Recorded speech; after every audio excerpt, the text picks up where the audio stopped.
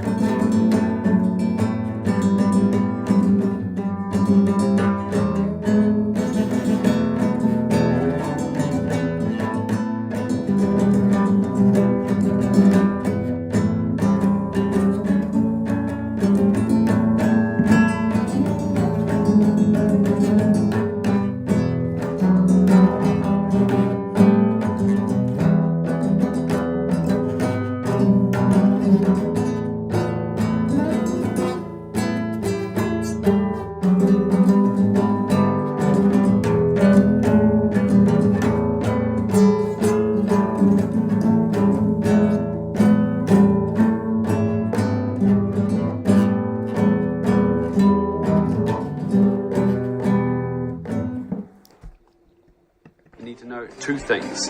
One is the musical alphabet, and the second is the notes along the top string. So if you're not sure of those, we're about to cover them right now. Grab a piece of paper and a pen and take notes during this video. The musical alphabet consists of the letters A through G, and those letters are simply the names associated with certain frequencies. There are only 12 notes in music, 12 frequencies, repeated at higher or lower pitches. Here are the 12 notes. A sharp and B flat. B, C sharp and D flat. D sharp and E flat. E, F sharp and G flat. G and G sharp and A flat. Notice how some of the notes have two names?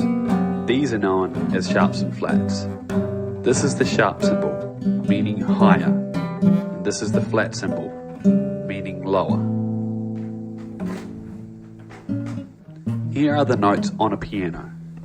Notice how there are no sharps or flats on the white keys. They are all on the black keys. So with two names, how do we know what name to call the note? Well, that depends on what direction we are going. if we were going up the notes, we use sharps. And if we are going down the notes, we use flats.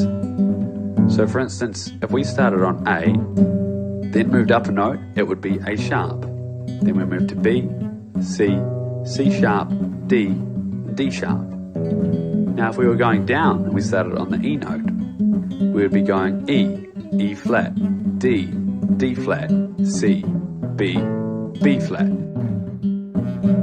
So notice how there is no black key between B and C and E and F.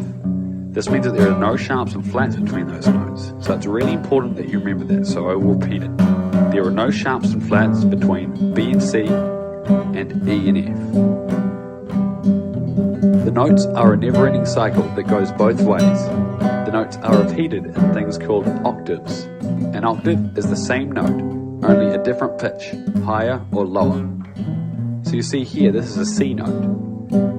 An octave up is another C note. And another octave up is another C note. All the same notes, just higher or lower. You will learn more about octaves later when we start naming the notes on the fretboard.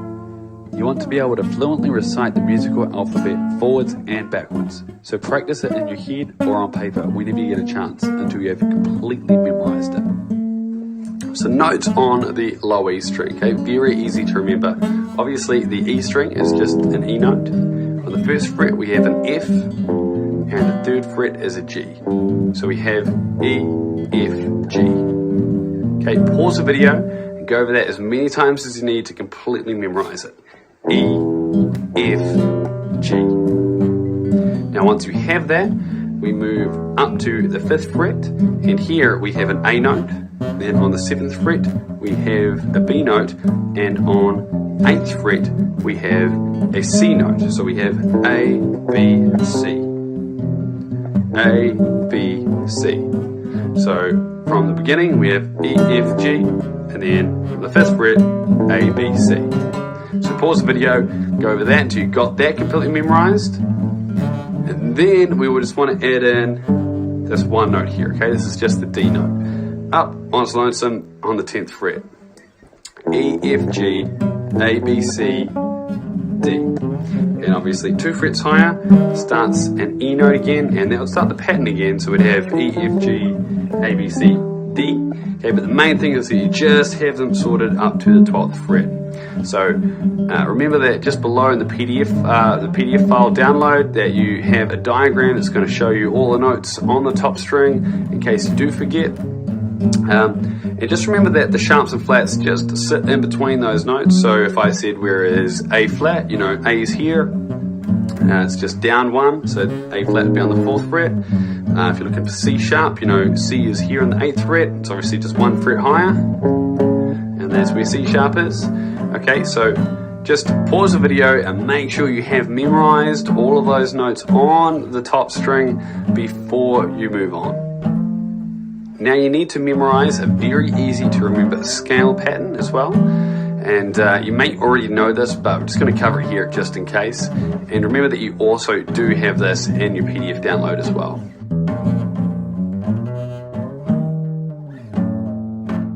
Scale diagrams are very easy to read. It starts out just like a chord diagram, and then we just tip it on its own. As you can see, this is just a snapshot of the fretboard.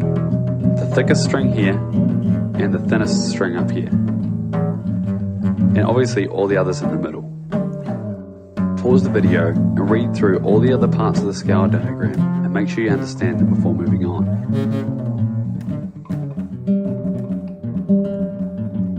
You'll notice that there are no open notes here, so it tells you exactly what fret to start on here. So to play this scale, you start from the lowest note and go through to the highest.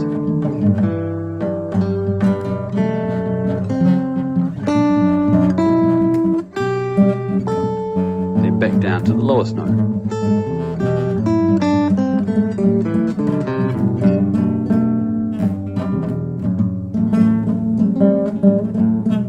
So to recap, this is a scale diagram, a snapshot of the fretboard. You start from the lowest note, play through to the highest note, and back down to the lowest note again.